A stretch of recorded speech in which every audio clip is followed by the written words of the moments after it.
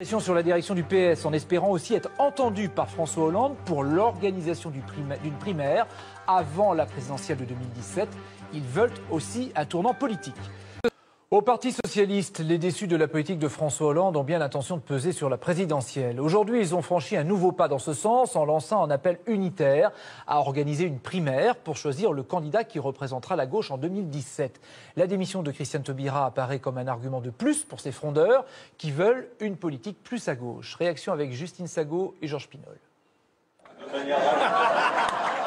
C'est dans la bonne humeur que l'aile gauche du Parti socialiste officialise l'appel à une primaire des gauches. Un vote à l'unanimité. Autour de la table, de grandes figures des frondeurs bien déterminées à ne pas laisser François Hollande faire cavalier seul à gauche dans la course à la présidentielle. Après 3 heures d'une discussion à huis clos, certains laissent éclater leur joie.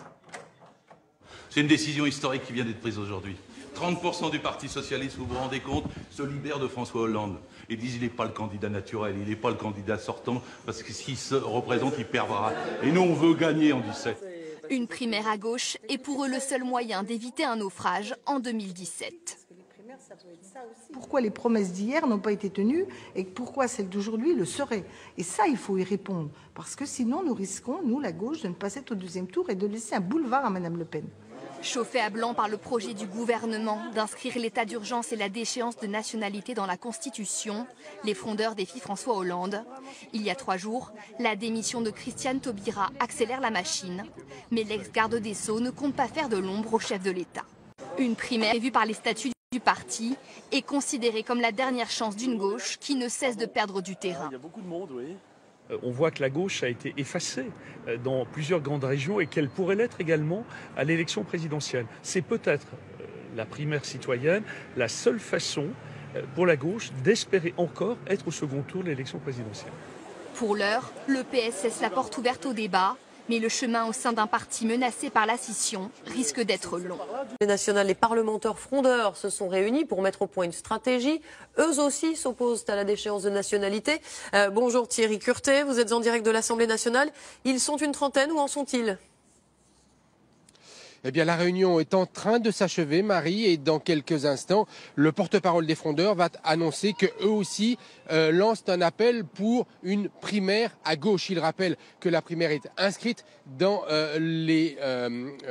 les statuts du PS et ce n'est donc pas, à leurs yeux, une option, mais bel et bien une obligation. Ces élus de la gauche du PS étaient depuis quelque temps silencieux, mais l'annonce de la déchéance de nationalité dans la Constitution et également l'annonce probable de la prolongation de l'état d'urgence, eh bien ce sont à leurs yeux les annonces de trop de la part du gouvernement de Manuel Valls. Ils espèrent fédérer l'initiative autour de la primaire à gauche, lui donner de l'ampleur et ainsi tenter de peser sur les derniers mois du quinquennat de François Hollande.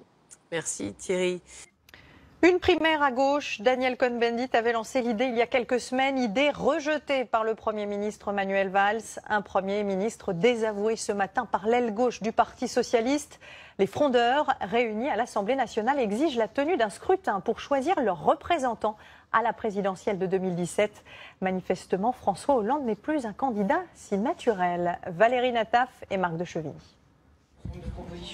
Des parlementaires frondeurs et des membres de l'aile gauche du PS en conclave qui réclament à l'unanimité l'organisation d'une primaire pour désigner le candidat toute la gauche à la présidentielle de 2017. Pour les socialistes, la primaire, c'est pas une option, c'est une obligation. Personne ne doit avoir un droit de veto sur cette primaire. Personne, même pas le président François Hollande. Il n'est pas, il n'est plus le candidat naturel de la gauche, disent ses détracteurs. Nous ne voulons pas que l'on nous court-circuite le débat politique en nous disant il y a un candidat, il est obligatoirement reconduit puisqu'il est le sortant. Le front anti-Hollande s'élargit. Cela a commencé par l'appel de personnalités de la société civile en une de Libération. Et puis Christiane Taubira a démissionné du gouvernement. La fracture au sein de la gauche s'est donc matérialisée.